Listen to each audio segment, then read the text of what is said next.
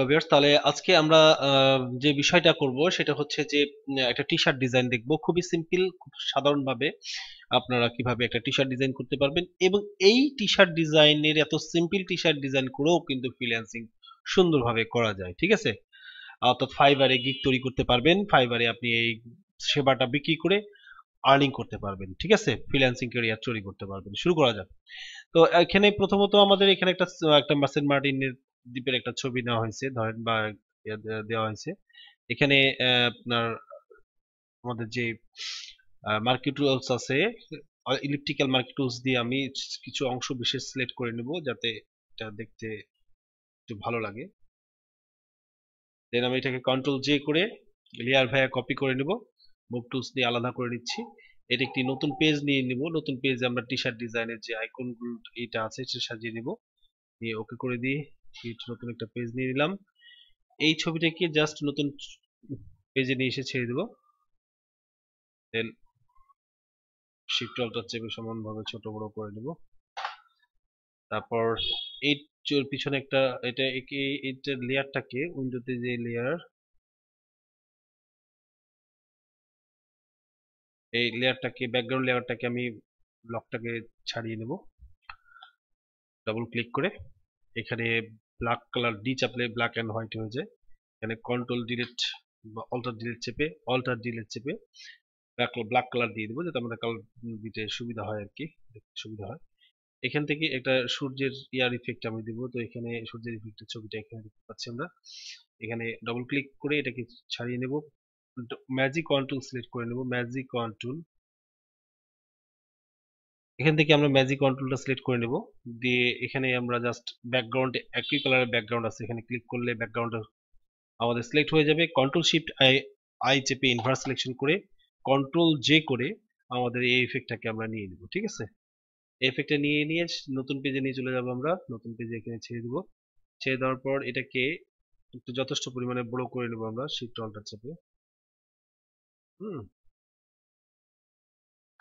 দিয়ে এই যে লেয়ারটা আছে যেটা আমার সূর্যের আলোর ইফেক্টের, এটাকে জাস্ট সিলেক্ট করে নেব।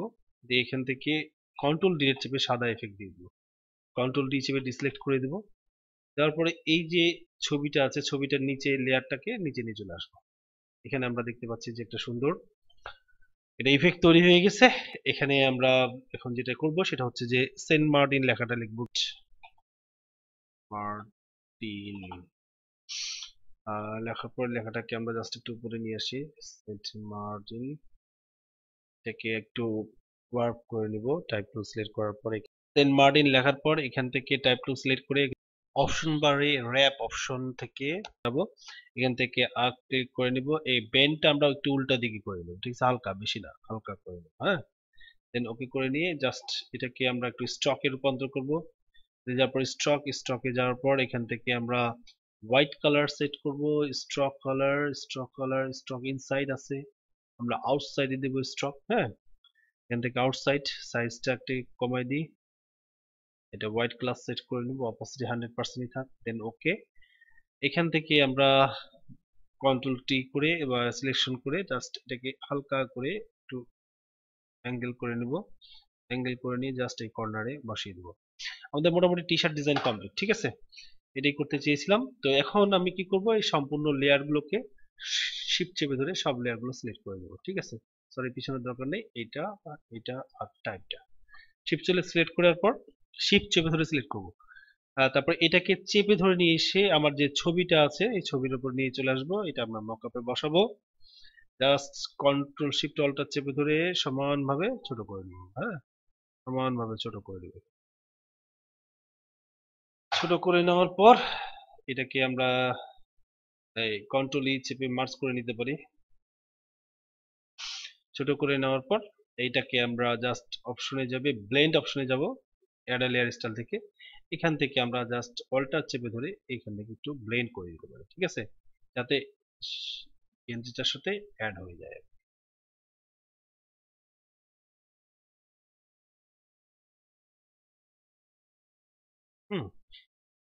এই হয়ে গেল আমাদের একটা টি শার্ট ডিজাইন। ঠিক আছে? ঠিক আছে, তাহলে আজকে এই পর্যন্ত। ভালো থাকবেন, সুস্থ থাকবেন এবং আমাদের সঙ্গে থাকবেন। আসসালামু আলাইকুম।